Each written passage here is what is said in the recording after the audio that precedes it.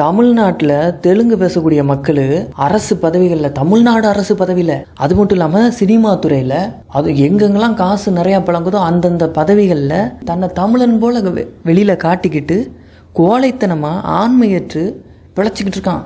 பலர் அப்படி இருக்கான். நம்ம எல்லாரும் என்ன நினச்சிக்கிட்டு இருக்கோம், இவெல்லாம் தமிழன் போல் அப்படி நினச்சிட்டு இருக்கோம். ஆனால் இவங்கெல்லாம் தெலுங்கு பயலுகன்னு சொல்லிட்டு எப்போ தெரியுது நமக்கு, இந்த சோசியல் மீடியா வரவும் தான் தெரியுது. இப்போ இயக்குனர் பாக்கியராஜ் வெளிப்பட்டிருக்கிறார்.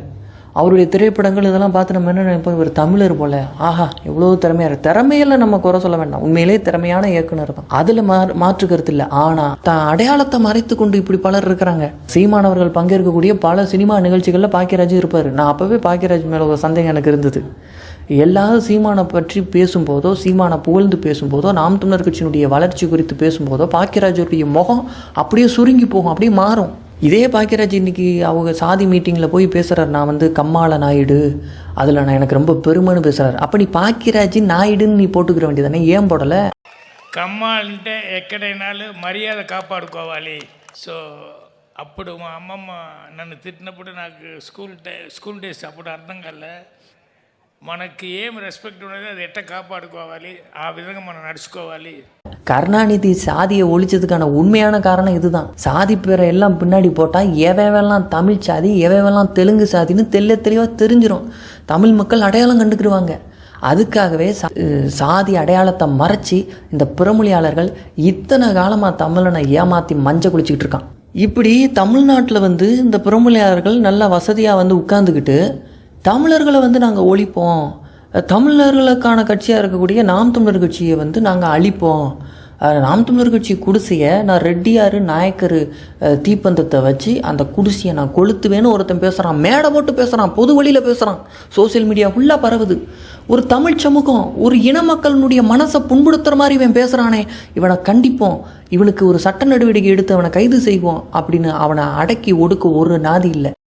இதே நாயக்கர் ரெட்டியார் தீப்பந்தச்ச வச்சு நாம் தமிழர் அப்படின்ற குடிசைய நிச்சயமா அடிச்சு உடப்போம், கொளுத்துவோன்னு தானே நாம் தமிழர் கட்சி தன்னோட மேடைகளில் என்னைக்காவது நாங்கள் தெலுங்கர்களுக்குரிய கட்சியை அழிப்போம், நாங்கள் தெலுங்கர்களுக்குரிய கட்சியை கொளுத்துவோன்னு பேசியிருக்குதா? என்னைக்காவது நாம் தமிழர் கட்சி பேசியிருக்குதா?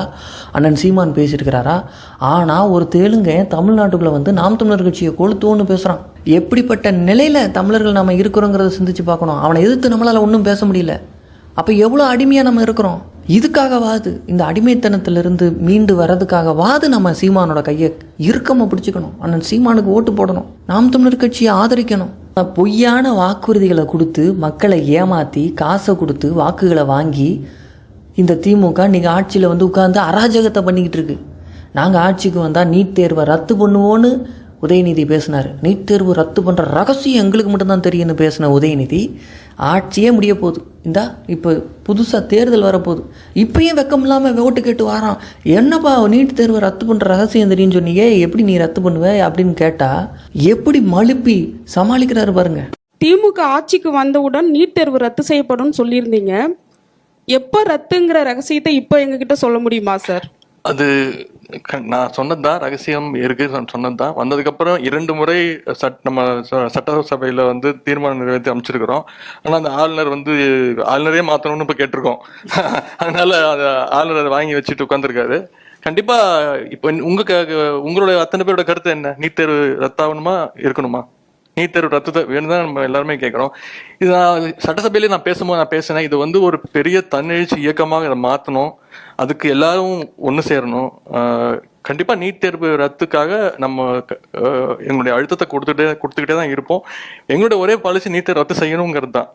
இந்த திராவிட கும்பலை ஒழிக்காம தமிழ்நாட்டுக்கு விடியலே கிடையாது. குறிப்பா அந்த திமுக அதிமுகவை ஆதரிக்கக்கூடிய கிறிஸ்தவ இஸ்லாமிய மக்கள் திருந்தணும். நாம் தமிழர் கட்சியின் அண்ணன் சீமான் இந்த கிறிஸ்தவ இஸ்லாமிய மக்களை சிறுபான்மை கிடையாது, நீங்கள் மதத்தால் சிறுபான்மையாக இருக்கலாம், ஆனால் நீங்கள் தமிழர்கள், நீங்கள் ஆகச்சிறந்த பெரும்பான்மை மக்கள்னு பேசக்கூடிய ஒரு தலைவர்னா அண்ணன் சீமான். அப்படிப்பட்டவருக்கு தான் நீங்கள் வாக்கு செலுத்தி வலிமைப்படுத்தணும்.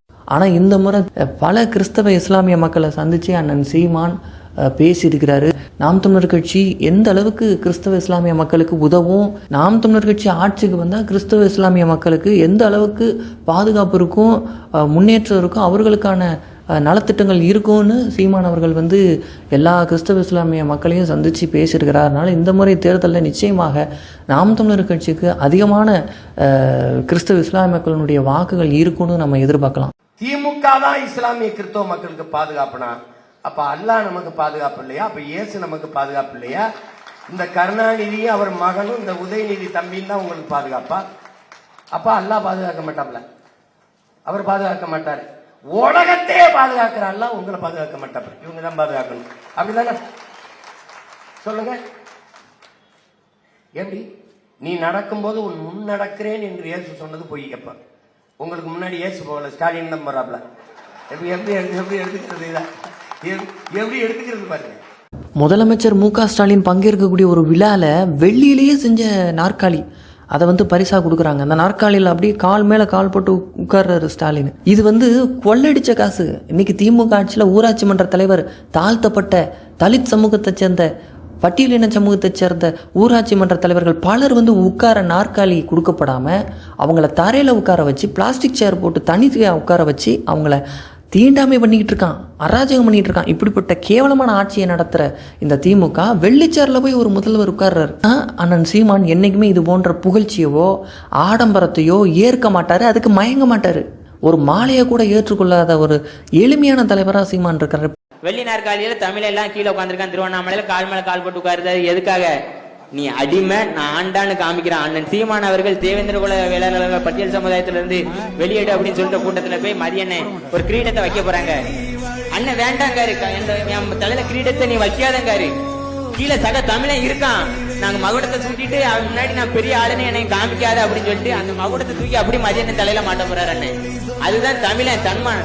நான் மட்டும் மலையில நினைஞ்சிட்டு இருந்தா பார்த்தாது, கீழே நீ மலையில நினைஞ்ச நானும் மலையில நினைஞ்சிட்டு இருப்பேன். எனக்கு மேற்கூரை இல்லைன்னா உனக்கு மேற்கூரை இல்ல அப்படின்னு எல்லாரையும் சமமா பாக்குறாரு. இவருக்கு வெள்ளி நாற்காலியை கொடுத்த ஆடம்பரத்தை விரும்பக்கூடிய இந்த கொள்ள கும்பல்கிட்ட இருந்து தப்பிக்கிறதுக்காகவாது தமிழக மக்கள் சீமானோட கரங்களை இறுக பற்றி கொள்ளணும், சீமானோட கரத்துக்கு வலிமை கொடுக்கணும். இந்த கொள்ளக்கார கும்பல் திமுக அதிமுகவை ஒழிக்கணும்னா அது நாம் தமிழர் கட்சினால மட்டும்தான் முடியும், அண்ணன் சீமானால மட்டும்தான் முடியும். இருக உங்க அண்ணங்க பிடிச்சுக்க, உயிரே போனாலும் என்னுடைய உடல் உன்னோடதான் வறுமை ஒழிய உன்னை விட்டு போக மாட்டேன். இதெல்லாம் இல்ல, அதை ஓட்டு போடுறேன் போடல, நீ பயப்படாத. உறுதியா நம்ம வெல்லுவான், உறுதியா வெல்லுவான். டேய் இங்க வர்றா, டேய் இங்க பாரு, நான் உங்க அண்ணன் வச்சிருக்கிறது காத்தடிக்கும் திசையெல்லாம் பறந்து போற பதர்கள் அல்ல. நீங்கள் புயலே அடித்தாலும் நகராமல் அதே இடத்தில் நிற்கிற வீரியமிக்க நல்மணிகள். மாற்றத்தை விரும்பும் மக்களின் மாநாடு. திரள்வோம் திரள்வோம், திருச்சியில் திரள்வோம்.